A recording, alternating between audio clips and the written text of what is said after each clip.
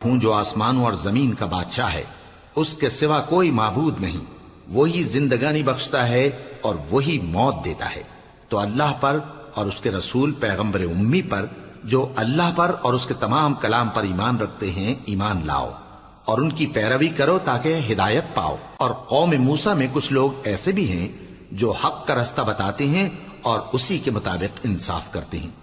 اور ہم نے ان کو یعنی بنی اسرائیل کو الگ الگ کر کے 12 قبیلے اور بڑی بڑی جماعتیں بنا دیا، اور جب موسیٰ سے ان کی قوم نے پانی طلب کیا تو ہم نے ان کی طرف وہی بھیجی کہ اپنی لاٹھی پتھر پر مار دو،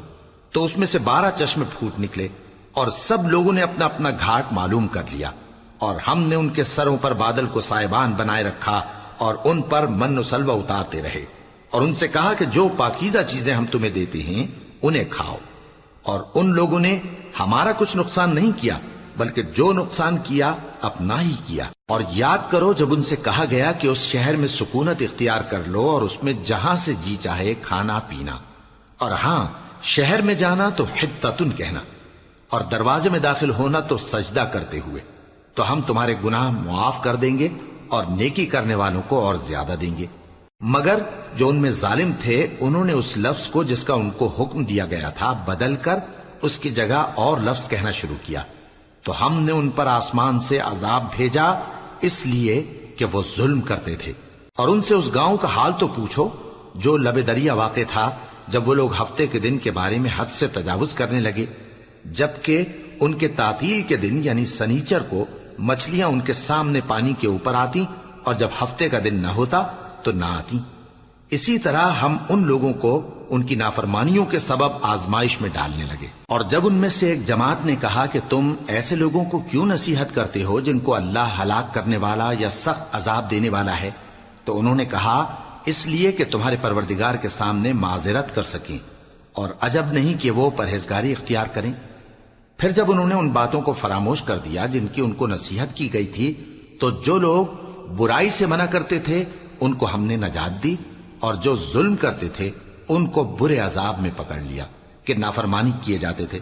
غرض جن اعمال بد سے ان کو منع کیا گیا تھا، جب وہ ان پر اصرار اور سرکشی کرنے لگے تو ہم نے ان کو حکم دیا کہ ذلیل بندر ہو جاؤ۔ اور اس وقت کو یاد کرو جب تمہارے پروردگار نے یہود کو آگاہ کر دیا تھا کہ وہ ان پر قیامت تک ایسے شخص کو مسلط رکھے گا جو ان کو بری بری تکلیفیں دیتا رہے۔ بے شک تمہارا پروردگار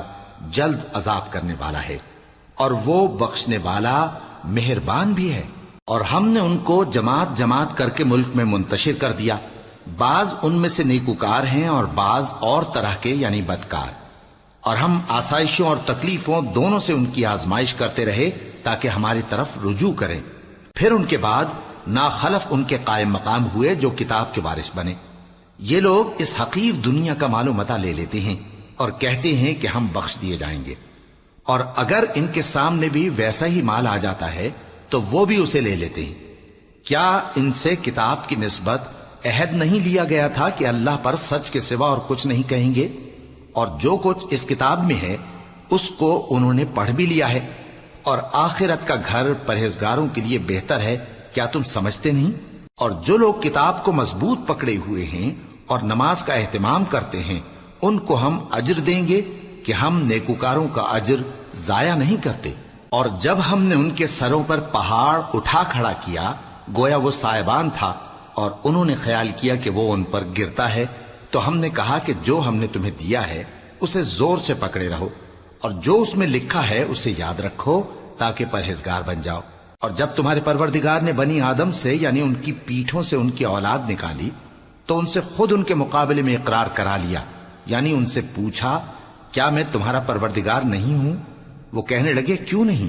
ہم گواہ ہیں کہ تو ہمارا پروردگار ہے۔ یہ اقرار اس لیے کرایا تھا کہ قیامت کے دن کہیں یوں نہ کہنے لگو کہ ہم کو تو اس کی خبر ہی نہ تھی، یا یہ نہ کہو کہ شرک تو پہلے ہمارے بڑوں نے کیا تھا اور ہم تو ان کی اولاد تھے جو ان کے بعد پیدا ہوئے،